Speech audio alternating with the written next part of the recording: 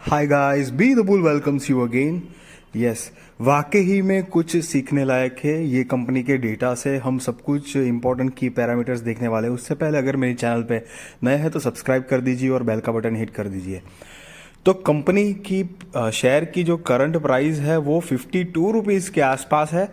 Company का all time का return अगर बात करेंगे तो 629% के आसपास है। और कंपनी, ये जो मैंने मार्क किया हुआ है 21 जनवरी 2022 से लेके 20 जनवरी 2023, मतलब ऑलमोस्ट अप्रॉक्स एक साल में 59 मतलब 60% के आसपास या उससे ज़्यादा करेक्टेड हो चुका है।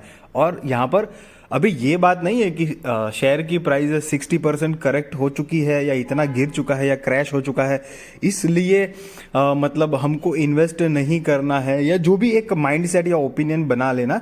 बहुत सारी ऐसी इंपॉर्टेंट पैरामीटर्स है, लेकिन सबसे पहले हम प्रॉफिट एंड लॉस देखेंगे कंपनी के, दूसरे अदर पैरामीटर्स देखेंगे, सारी बात करेंगे। चलिए वो पहले देख लेते हैं, तब मेन जो उसके बाद जो बात है वहां पर आएंगे। लेकिन पहले पीएनएल देख लेते हैं एक बारी।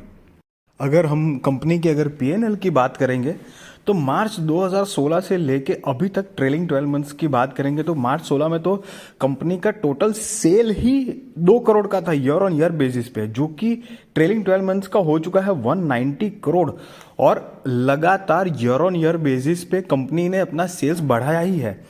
वहीं पर कंपनी की नेट प्रॉफिट की बात करेंगे तो 000, उसके बाद 1 करोड़, 1 करोड़, 8 करोड़, 19 करोड़ और ट्रेलिंग 12 मंथ्स का 23 करोड़ का कंपनी का नेट प्रॉफिट भी है।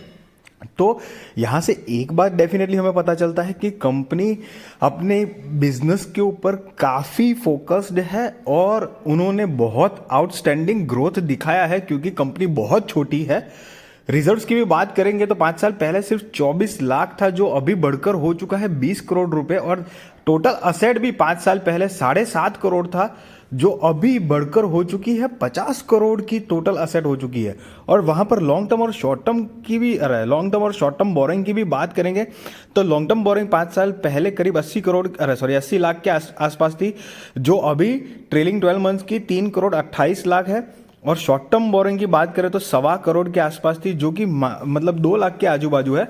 तो बोरोइंग्स की भी बात करेंगे ना तो इतना कुछ मतलब एक सीरियस वाली बात नहीं है कि जैसे बहुत बोरोइंग बढ़ चुकी है बिजनेस के कंपेयर में, तो वैसी भी बात नहीं है। ये कंपनी जो है वो ई कॉमर्स सेगमेंट में काम करती है, ब्यूटी एंड हेल्थ केयर के रिलेटेड कंपनी का बिजनेस है और काफ़ी प्रोग्रेसिव कंपनी ने अपना परफॉर्मेंस दिखाया है।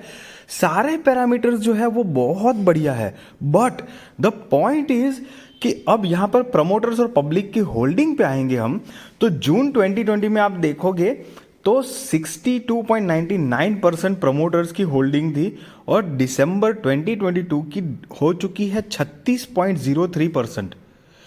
यहां पर पॉइंट नोट करने लायक है दोस्तों कि कंपनी का बिजनेस इतना बढ़िया चल रहा है, कंपनी ग्रोइंग मोड में है और इतनी छोटी मतलब करीब 130 या 150 करोड़ की ही मार्केट कैपिटल है, बहुत छोटी कंपनी है, तो वो तो एक रिस्क है ही है। बट नेवरदलेस उसके अलावा भी प्रमोटर्स की बात करें तो अगर आप खुद सोचिए, आपकी खुद की कंपनी है, इतना अच्छा प्रोग्रेस हमारी कंपनी कर रही है, इतना बढ़िया बिजनेस कर रही है, तो हम क्यों अपने स्टेक जो है वो इस तरह बेचेंगे।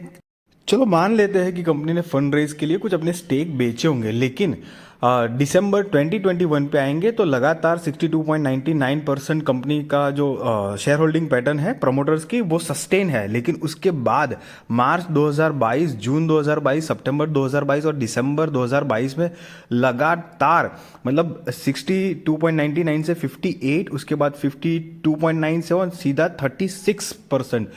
तो बहुत हैवी मात्रा में प्रमोटर्स ने अपने स्टेक बेचे हुए हैं, जो कुछ मैं डाइजेस्ट मतलब मैं नहीं कर पा रहा हूँ। मेरा जो रिसर्च है वो मतलब मैं जो काउंटिंग जिस पैरामीटर से मैं इन्वेस्ट करता हूँ उसमें सूटेबल नहीं हो रहा है। ऊपर से कंपनी की मार्केट कैपिटल सिर्फ 150 करोड़ की मार्केट कैपिटल है, आप देख सकते हैं। ये सारी की सारी जो हमने बात की है वो एड शॉप ई रिटेल कंपनी की बात की है।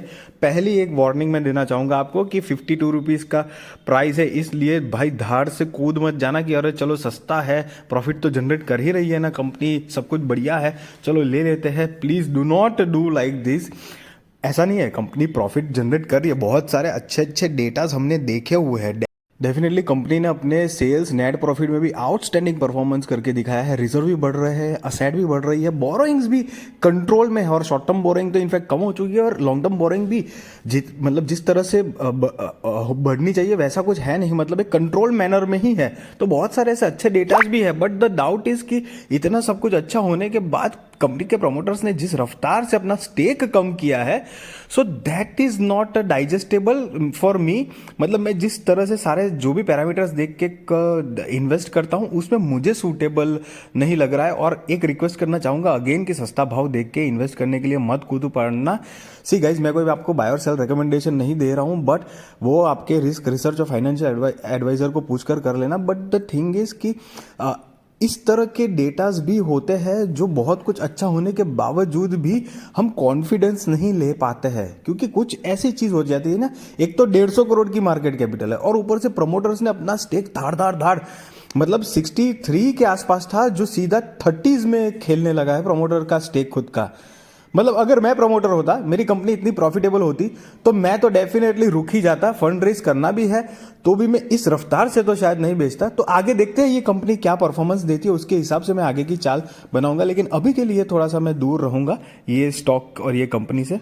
अगर मेरी चैनल पर नए हैं तो मेरी चैनल को सब्सक्राइब कर दीजिए और बेल का बटन हिट करिए। Thank you so much guys.